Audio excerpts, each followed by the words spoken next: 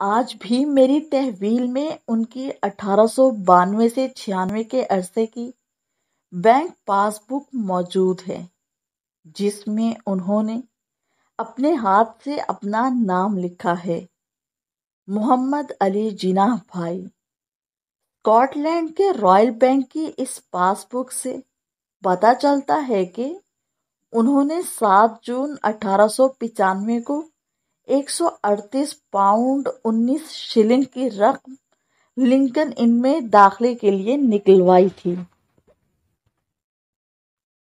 جب میرے والد کو معلوم ہوا کہ بیٹا لنکن ان میں داخل ہونا چاہتا ہے اور 3 سال کی مدت میں وکیل بنے گا، تو انہوں نے لکھا کہ تم فوراً سب کچھ ترک کر کے وطن واپس آ جاؤ۔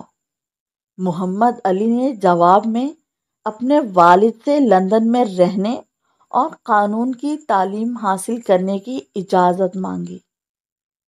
انہوں نے یہ بھی لکھا کہ وہ مزید کسی رقم کے سلسلے میں گھر والوں کو پریشان نہیں کریں گے، بلکہ پڑھائی کے ساتھ ساتھ کہیں کام بھی کریں گے اور کم سے کم خرچ کر کے اپنی تعلیم کا بوجھ اٹھائیں گے۔ ہر چند کے والد اپنے بیٹے کی اس بات سے خوش نہیں تھے، تاہم انہوں نے اس صورتحال کو قبول کر لیا اور بیٹے کے لیے اچھائی اور بہتری کی دعا کی۔ محمد علی کو انگلستان میں زیادہ عرصہ نہ گزرا تھا کہ ان کی بیوی ایمی بائی کا انتقال ہو گیا۔ چونکہ بیوی کے ہمراہ رفاقت زیادہ ٹھوس اور دیر پا نہیں تھی، اس لیے ان کے انتقال کا اتنا غم تو نہ ہوا جتنا ماں کے رحلت کر جانے پر ہوا۔ ہماری والدہ کا انتقال میرے چھوٹے بھائی بندے علی کی پیدائش کے دوران ہوا۔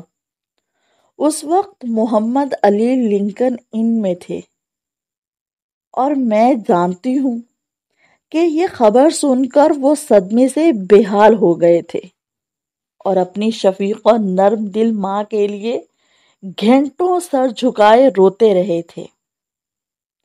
اس دنیا میں انہیں ماں سے زیادہ کسی اور سے اتنا پیار نہ تھا۔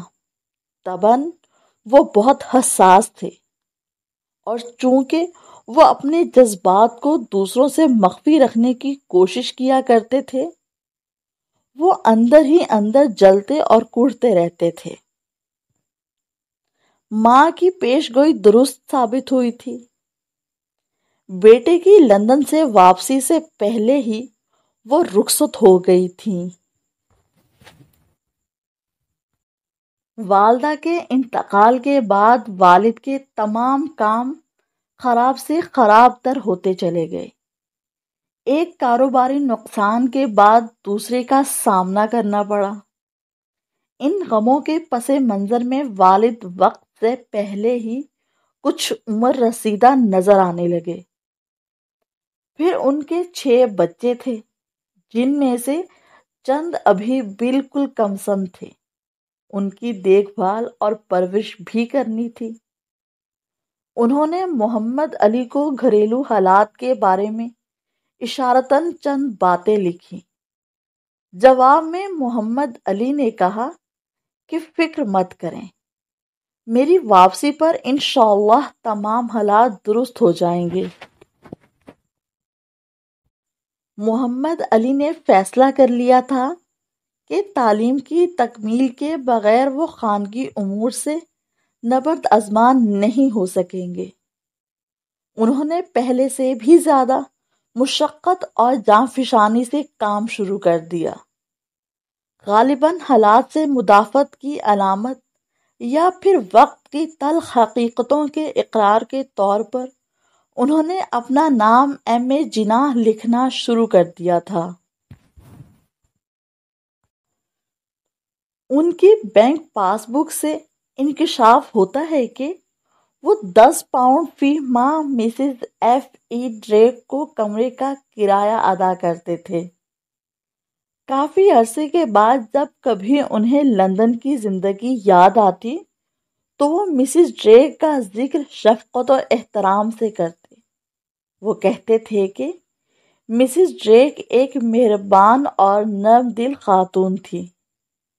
ان کا کنبہ خاصا بڑا تھا اور محمد علی کے ساتھ ان کا سلوک اپنے بیٹوں جیسا تھا۔ ان کی ایک خوبصورت بیٹی تھی جو عمر میں محمد علی جتنی تھی۔ مس ڈریک میرے بھائی کو پسند کرتی تھی، لیکن وہ ایسے تعلق کے قائل نہیں تھے، جس کا نتیجہ یہ ہوا کہ مس ڈریک میرے بھائی کی دیر آشنائی اور کم سخنی کے آگے نہ ٹھہر سکی۔ کبھی کبھی وہ اپنی ماں کے گھر میں مخلوط قسم کی پارٹیوں کا انتظام کیا کرتی تھی۔ ایسے موقعوں پر پارٹی میں موجود لوگ مختلف قسم کے تفریحی کھیلوں میں بھی حصہ لیا کرتے تھے۔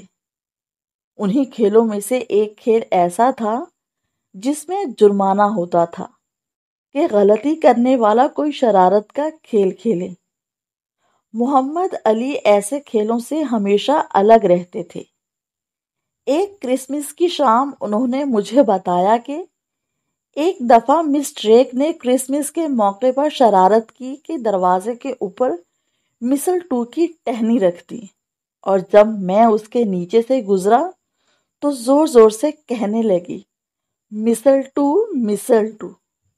میں نے بڑی نرمی سے کہا کہ مسلٹو کا پودا میرے ملک میں نہیں ہوتا، جس پر مس ڈریک خاموش ہو گئی اور پھر اس انداز سے کبھی مجھے تنگ نہیں کیا۔